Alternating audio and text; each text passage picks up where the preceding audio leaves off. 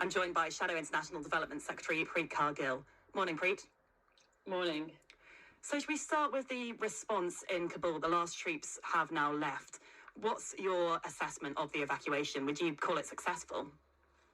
Well, I think firstly we've got to recognise that our troops and our diplomats and so many of our embassy staff have done an absolutely heroic job in trying to make sure as many people as possible could get out of Afghanistan, and we are rightly proud of those efforts, and their bravery has clearly helped so many lives. But of course, what the withdrawal does mean is that many people are going to be left behind and their lives will be at risk. And let's not forget, though, that this complacency and incompetency is again exposing this government, because we have a foreign secretary who had 18 months' notice of this withdrawal.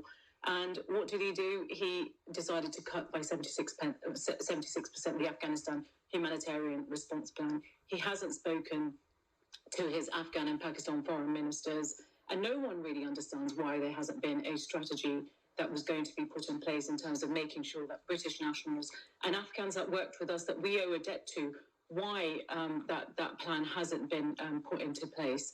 And so, this isn't an issue about personnel or staff, because we've seen not just MPs and their staff, but of course those working in the FCO and MOD and across the board really stepping up. But it's their leaders that have failed them. It's their leaders that have tarnished our global reputation. The questions have got to be really asked about: why did Dominic Raab, knowing the full scale of concerns that MPs were expressing, why did he not actually put in extra resources to address those concerns?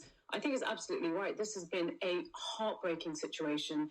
My office has had calls from Afghanistan. We've had people plead with us in desperation.